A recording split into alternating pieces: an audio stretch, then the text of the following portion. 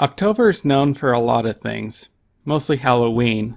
However, for a certain segment of the internet, October is also known as Orctober, a celebration of big green burly humanoid beast-like men, mostly known from fantasy fiction. What is it that attracts people to these monstrous creatures, myself included, that makes us draw them in such splendor and beauty? Well, personally, I just like the green skin and their gorgeous tusk. A lot of orcs have a lot of facial hair. There's certainly an aspect of masculinity tagged along with orcs. You can usually see this along with their female counterparts. They tend to be a lot more, shall we say, masculine than human females are, typically. Of course, there's more to orcs than just aesthetics. There's usually some kind of culture attached to them in pieces of fiction. Usually they tend to be really barbaric and warlike.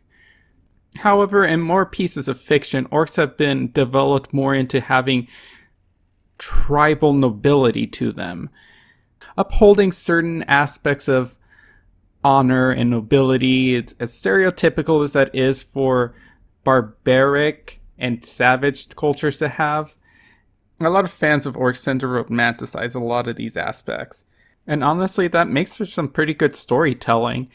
Here you have a people known mostly for being violent and warlike.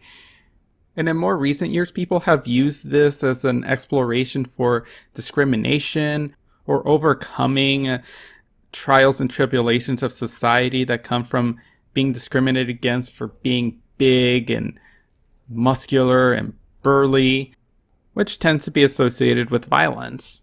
And of course, there's other people who just plain find orcs aesthetically pleasing. Hell, there's not that much difference between that and all the green-skinned babes that Kirk banged over the years. So why not have a medieval fantasy equivalent of that?